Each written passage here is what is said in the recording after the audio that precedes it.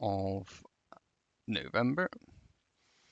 So I've made this quick PDF just to go over the main points of this whole system, which should cover the main aspects in a more coherent way than what Steve Luke tends to do, which is obviously a bit all over the place. But like I said, over the testing I've done over the last week, these are all the things that I've found, things that he's said in his videos, and trying to put them together in a way that makes it a bit easier to understand. And obviously in this video I can just sort of talk through some other bits that you can look for, but I'll send the PDF on WhatsApp so you've got it, and you'll have this video as well. So with this 2.0 system, one thing I found is as long as we're making sure price is at an extreme on the hard time frame, this will put the odds of a better move or reaction from that area in our favor. So the things we want to be looking for are either going to be a higher time frame point of interest, so that could be a daily, a weekly, a 4-hour, or an extended wick or a directional wick fill. So once we've found these things, we'll always be then looking on the either 1 hour or the 15 for different things, which we'll cover. So these extended wick fills, where we've got this long wick, they can be either at the top or the bottom of price.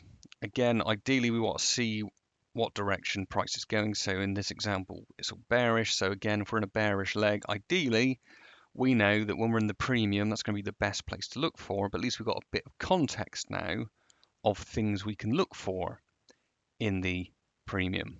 And then in a bullish scenario, you'd be looking for things in the discount of price to then look for confirmation. So extended wick fills, they can either be at the bottom or the high, higher than low. Same with the point of interest, it can be at the top or the bottom of price.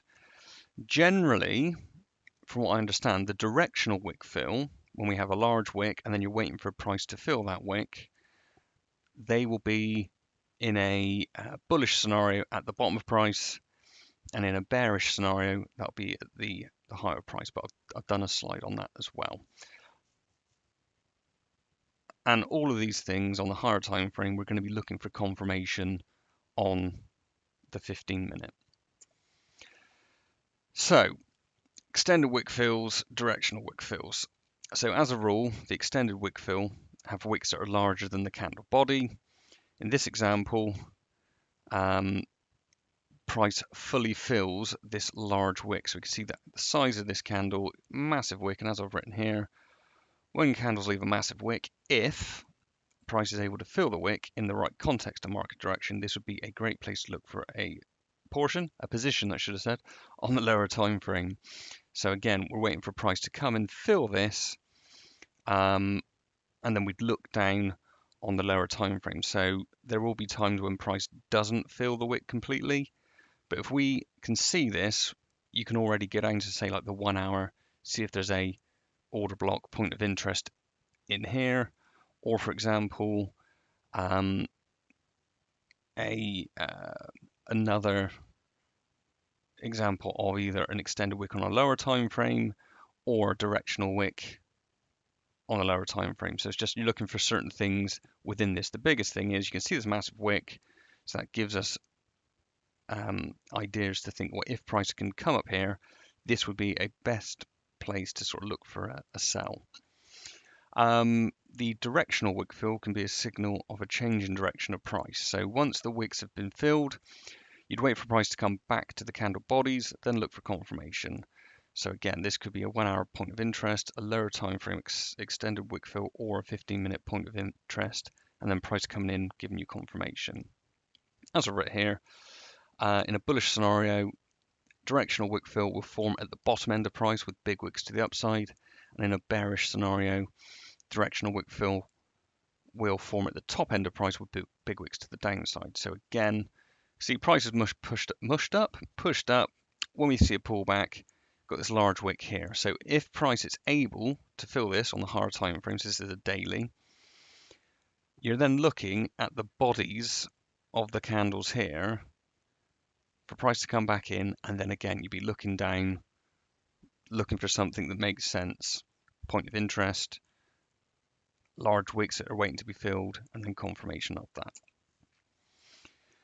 So there are going to be two main confirmations. There is a third which I'll go over, but these are the main ones. So confirmation with imbalance, which is the most straightforward, easiest to spot.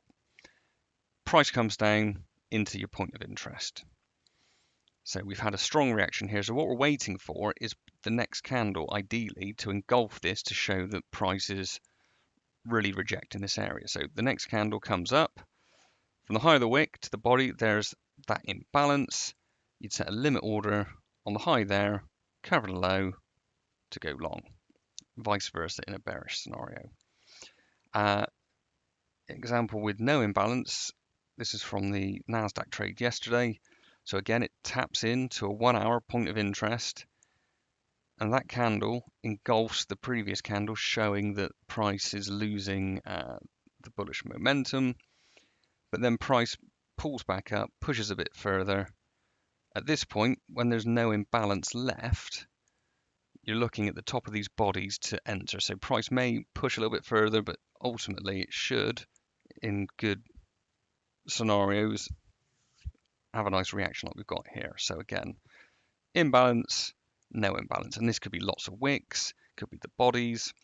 The other example to give is when there's sort of a big push up, you leave imbalance. Sometimes price won't come back to this imbalance. The next candle may form, not quite get to the imbalance. And then if you've got a wick that's sort of not quite touched the imbalance, but there's a wick formed, you'll see in one of the videos that I sent over, you can use that as an area to look for an entry, because sometimes price doesn't come all the way back, it will just keep going. Sometimes price will leave imbalance and just keep going. You know, say for example here, if you're waiting for price to come back to this area, this wick, you just wouldn't have got an entry, just would have fallen off. And I think that is the whole PDF. So that is that. I'll send the PDF over. Hopefully that makes things a little bit clearer. I have found that in the right areas on price, the 1 hour point of interest can be better than the 15. Obviously, the higher the time frame, the more powerful the point of interest.